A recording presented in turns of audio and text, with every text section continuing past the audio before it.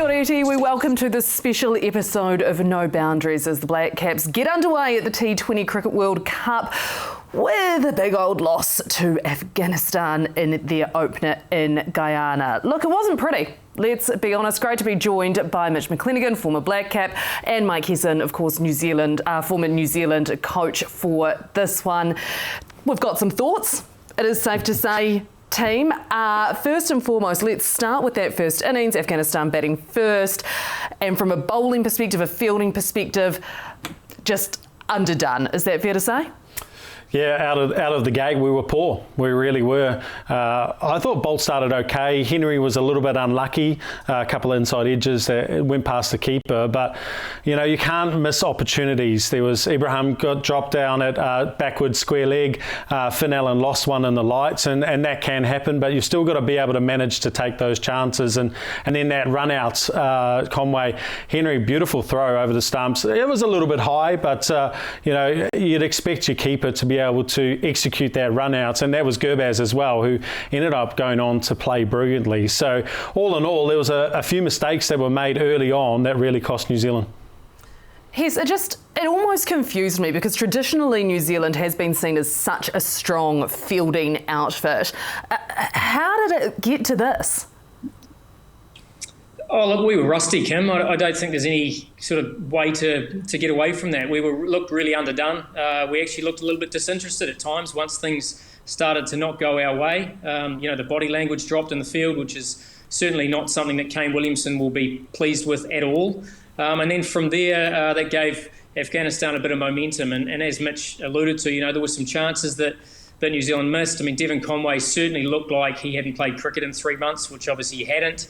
And I felt for him. You know, the fact that there's been no warm-up games for this Black Cap side leading into today, unfortunately, there's no surprise at the performance that they put in. Yeah, you've both alluded to it, just an amount of sloppiness that we're not used to seeing and how that might be put down to a certain lack of preparation for this.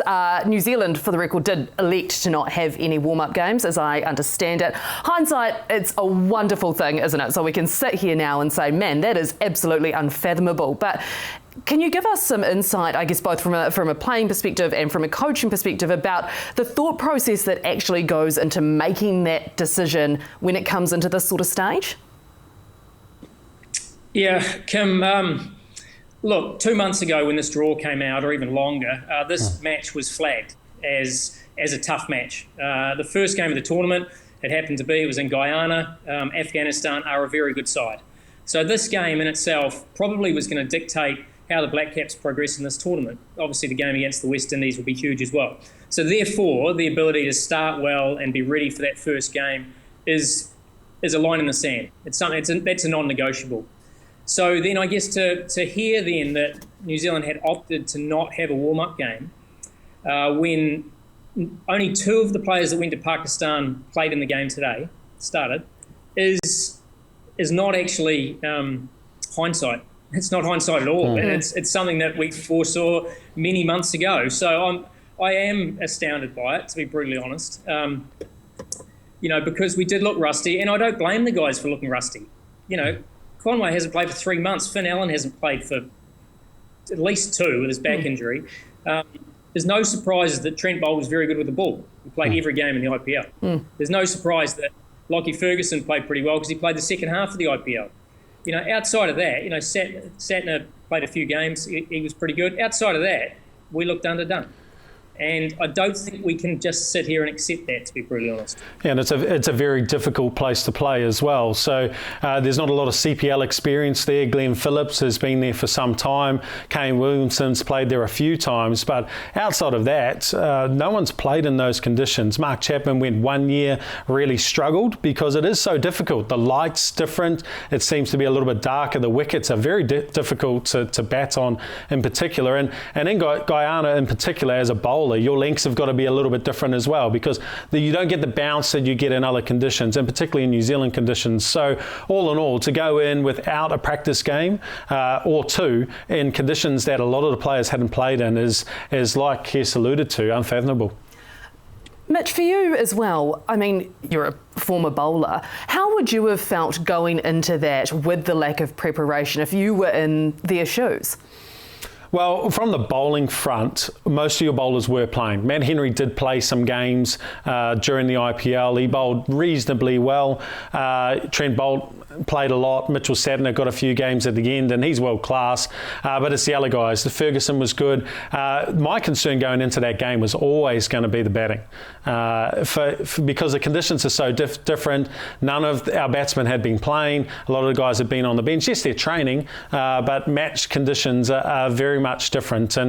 And you looked at a lot of the sides, the other sides, particularly the minnow franchises or nations that are in this World Cup. They have been playing series after series during that IPL time. So it would have been an opportunity after that Pakistan series to, yes, I know it's a break in the calendar, but World Cups are World Cups, and you need to prepare to win a World Cup. And whether they took it a little bit lightly, Afghanistan, but we saw in the one-day World Cup that they're a quality side, and sometimes you just focus on that they've got a good spin bowling unit, but we saw tonight that Faisal Farooqi is a high-class swing bowler at the top, and Naveen Ul-Haq is exceptional as well. And Omazai, we didn't even really get to see him bowl, and he's a good swing bowler as well. So this bowling unit is an exceptional bowling unit. I do want to get into that a little bit later on as well, but first of all I want to pick up something on you said, Hesse, and that was the body language, because I think we all noticed it at some stage during the Black Caps fielding effort when heads were down a bit. Even in the dugout, the players who weren't playing, heads were down a bit. How bad a sign is that? And whose responsibility is it to pick the team back up when they are in that position? Oh, I think there's got to be some self-responsibility there. I mean, I don't think it's a matter of saying it's somebody's fault. I think everybody has a responsibility to make sure they're 100% engaged in the game. And mistakes happen. You know, Mitch alluded to the fact Finn Allen dropping in the lights, Conway didn't have a great day. I mean, those things happen. But you can control your body language. You can control the fact that you're always in the game, you're always still trying to create things, you're engaged, you're keeping an eye on the captain. There's a few times the captain couldn't get hold of fielders. Those are the things that become quite frustrating as a fielding side and show that you are a little bit offline. But I think they would have known that this was a really important game, and they would have seen that as Afghanistan started to build that partnership and New Zealand missed opportunities, that they could see Afghanistan were going to get themselves to a score that would be very tough to chase. Yeah, the missed opportunities are probably the key one there as well, because if you look at the batting lineup of Afghanistan, it's definitely their weakest forte. Their bowling is their strength, and a lot of their middle order batsmen are actually all-rounders, batting or bowling all-rounders who are more hitters, who are suited to good batting conditions and really kind of hit as opposed to building innings in that middle phase. They're notoriously one of the worst teams in the world in that middle phase. I think their boundary percentage is 11%, which is the second lowest out of all the nations at this World Cup. So you can tie them down if you knock off the top, and those chances that we missed today were critical. Right, well, there is plenty more to get into, and certainly we will do that. We'll take a look at the Black Caps batting next up and let you know what this all means in the context of the tournament. Welcome back to No Boundaries as we look into what went wrong for the Black Caps in their T20 World Cup opener against Afghanistan. We're talking second innings now. The Black Caps batting skittled for 75 in the end in the 16th over. Not good enough, you would have to say, first and foremost, but the top absolutely gutted by Farooqi. Did we underestimate their pace bowlers going into this? Yeah, well, I think we did, because when you look at Afghanistan historically, they've only really had strength with their spin bowlers, and you probably put quite a lot of focus on trying to negate those bowlers in the middle, like Rashid Khan, Mujib, who was out with a hand injury, Nabi's quality, and Noor Ahmed has come onto the scene, and he's exceptional as well. So a lot of focus goes into that, and maybe as well, we saw Farooqi do really well against Uganda. He took 5 for 9, and maybe probably it was a bit of an oversight, thinking that it was just against Uganda, but Faisal Farooqi's been exceptional in franchise cricket around the world for the last 12 to 18 months. He's a genuine wicket taker. Had the pleasure of working with him at the T20. The skills this man possesses are second to none. His seam release and his ability to swing the ball both ways with little change in his action is exceptional. So we haven't seen him very much playing against Afghanistan. We've had a couple of series that haven't been on, so it wasn't exposed to it. So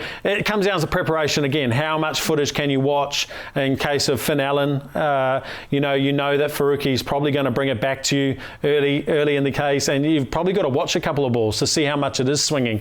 But that wasn't the case today. So I think we did underestimate them. I think they've got a very good pace bowling unit now.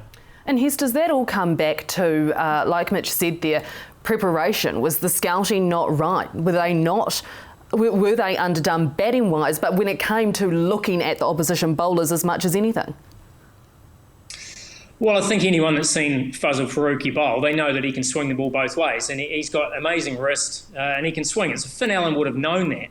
But, Mitch's point about actually just watching a couple of balls, I mean, the fact that Finn Allen hasn't played a game out in the middle for a matter of months, to all of a sudden think that, first rock, you can just throw your hands at it and hope you're going to get it out of the middle is wishful thinking. And it's a matter of, you're only human. I think there is an element of, look, we're chasing a score that is a good score and we're going to have to maximise the power play. So maybe he's thinking his role is to be aggressive, but he still has to have a look. And a look might only be 2 balls. It doesn't have to be, 10, but it has to be a couple. Just to line it up, see what the pace of the wicket is, see what the bounce is, and away you go. Because Guyana is a tricky wicket. And, Naveen Ahaq is also a fine bowler, but after that first wicket fell, then you get Devon Conway together, who hasn't played for 3 months, and you get Kane Williamson, who's then going to try and build a partnership. So therefore, even though they built a partnership for sort of 2 to 3 overs, they went nowhere. So therefore, the run rate's starting to go up and up and up, and therefore there becomes run rate pressure. So, it's difficult. It's kind of looking at it like, hey, if we lost Finn Allen and we want Conway to be able to allow himself to get in, then maybe we have to promote somebody else to maximise the power play. Because then Kane can do his work through the middle. But we lost the opportunity in the power play. And being 3 for 30 into the power play and a wrist spinner hasn't bowled a ball yet, you're in trouble. Yeah, bang on, yes. You've only got to look at the numbers from the last 2 World Cups. Kane Williamson and Devon Conway, I think Devon Conway averages 34, Kane Williamson almost 40, but their strike rates are incredibly low. Conway strikes at 112 the last 2 World Cups, and Kane is at 116. So we saw in the last World Cup in particular in Australia, when they came together, the innings really came to a stop because they both are anchor-type players in T20 cricket, and they're not a good combination batting together. So I totally agree with you, Mike. I thought we would have learnt that from the last World Cup, that you've got to have some flexibility. Kane and Devon Conway can't bat in the power play together, particularly when you need to maximise the power play. So absolutely, you've got to take a risk. You've got to put a Glenn Phillips up the top, or you've got to give Daryl Mitchell the licence that he had in the UAE to be able to come out and have some impact at the top and really make sure that we don't waste the best overs in T20 cricket in the Caribbean. When you look at the what-ifs as well, and I'll just, the scorecard, not pretty reading, 2 of New Zealand's batters made it into double digits. That was Glenn Phillips, Matt Henry. So when we look at the what-ifs, would you have made, again, we've got the benefit of hindsight, but would you have made different selections batting-wise? Should Jimmy Neesham have played? Should Rachin Ravindra have played? Well, look, I wouldn't have played both Devon Conway and Finn Allen. I just don't think you can play 2 guys that have not played in 5 months combined and think that they're going to be able to come out and maximise the power play. When you've got Rachin Ravindra, who look, he wasn't in vintage touch, but he's just come off 50 in a playoff game in IPL. He's absolutely ready to go. I think that's the time you've got to play him. And with all due respect to whoever it is, if it's Finn Allen that has to miss out, I'm sorry, but you haven't been fit. You've hurt your back. It's hard luck, but Rachin's ready to go, and he's probably a victim of circumstance. But to play 2 guys that hadn't played, and Kane's played 2 games in 2 months, to think that you're going to be able to go out there and attack the power play against a high-quality attack is fraught with danger. Yeah, I agree with that. It's really good thinking, actually. Rachin, although he struggled in the middle phase, he got off to a good start in the IPL and finished strongly, as you alluded to, Hess. The other one was that would have allowed them to not play Mark Chapman out of position. And when we've seen Mark Chapman get runs, it's been in Pakistan, batting towards the top end of the order, where he can maximise the power play, get himself in against bowlers who don't have good change-ups and the ball's skidding on and not bouncing. So gives them that little bit more time. He doesn't have the power in these conditions to come out and do what Jimmy Neesham can do. So I think that's probably one of the other selection changes I would have made. I would have, although you get lured in, right? Mark Chapman, because of the 2 series he had against Pakistan last year and this year, he got into the World T20 side of the year. Off the back of those series. Sometimes you've got to look past that as well. You've got to look at the opposition, you've got to look at the conditions, and you've got to look at the role they're going to play in your side. And Chapman is nowhere near being able to do the role that Jimmy Neesham can do down at 6. And even then, for someone like a Glenn Phillips, knowing that you've got a Jimmy Neesham behind you who's got the power means that you don't have to pull the trigger as quick. And they've actually formed a really nice combination, Jimmy Neesham and Glenn Phillips over the last couple of years. So it's a combination that I don't think needed to be broken up. Plenty of food for thought there. Team, do stay with us when we come back. We unpack what this all means for the Black Caps going forward. Hoki mai anō, welcome back to No Boundaries. Well, the Black Caps, the upshot of all of this is basically that they now face what will effectively be a must-win match against the West Indies. Yes, the hosts, that match in Trinidad on Thursday. Mike Hesson, Mitch McClenaghan, all of a sudden things start to get a little bit scary, don't they? Yeah, they do, and I think they always were. I think Afghanistan, West Indies, New Zealand were obviously going to fight out for a couple of spots, and as I said before, Afghanistan are a very good side, and I actually think West Indies now have developed a very good side as well. You know, they bat very deep. So New Zealand are up against it, and I think their focus pretty much has to be on themselves. You know, they have to start to find a combination and find a way of performing in these conditions, and it's going to be tricky. It's going to be tricky to turn it around so quickly. Yeah, one thing is in their favour, that if they can get up over the West Indies, that they really struggled against Papua New Guinea. So their net run rate hasn't blown out of the water like Afghanistan did against Uganda. So there's still an opportunity for them that if they do get that win and the West Indies can topple Afghanistan, that they're still within a chance of making the next stage. So I think they're really going to have to come out of the blocks all guns firing against the West Indies. They're a high quality side. From top to bottom, they are just full of power, and I think you've really got to capitalise on their weakness, which is their bowling.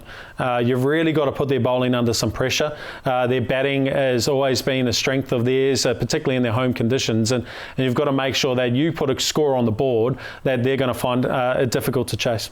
Well, if you're looking to put their bowlers under pressure, then are you making any changes at this stage to the batting lineup from what we have seen so far?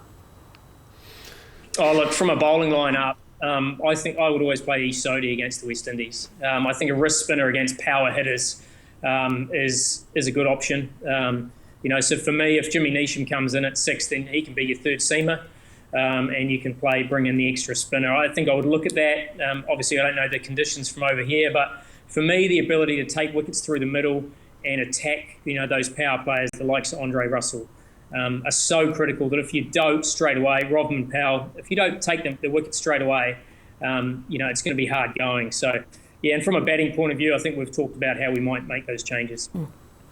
Yeah, no, I agree. Ish Sodhi is a really good option against some of their key batters. Nicholas Pooran is arguably the best T20 player in the world at the moment, and he is a little bit susceptible to wrist spin early in his innings. So that is a key change you'd make, and you've just got to back Ish Sodhi to make that big play. You just say, this is your role, and give it everything, and I need you to get the wicket of Nicholas Pooran in the middle, because he is the man that they rely on to get that big total. And if they get him out early, and in any of the teams that he plays in franchise stuff, you see the whole team deflate. Their energy just falls through the floor. So he's the key wicket. Ish is a very good matchup for that, and I don't mind what you said, Hess, around Rachin Ravindra coming into that lineup.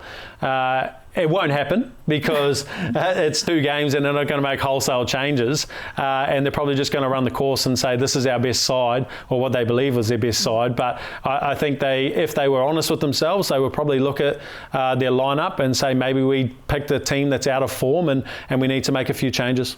Yeah, I guess if you're going to look from a positive perspective, though, you can also say, well, this is a team with a lot of experience. They will back themselves to get themselves back up before what will be a massive match. Speaking of teams who also need to pick themselves up off the canvas, Pakistan going down to the USA earlier.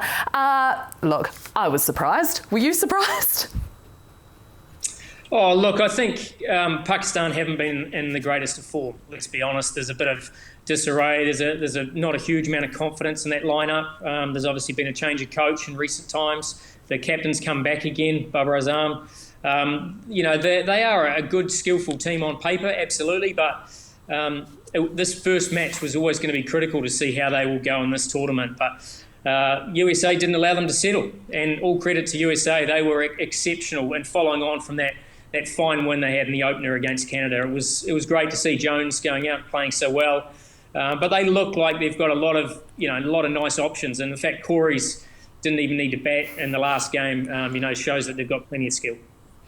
Yep, look, it was a surprise from both fronts. The USA, how they've performed so far in this tournament, took confidence from that first win, a tight win against Canada, and then flowed into that game. And they looked in control, particularly in that chase. You thought they were going to get there in a canter and just showed maybe a touch of inexperience towards the end, or being able to finish it off. And I guess that's why they have Corey there to be able to guide them to that finishing post. But he didn't get the opportunity this game. But look, big things. This is why they brought the Cricket World Cup to the USA, try and grow the game, and boy, have they done that.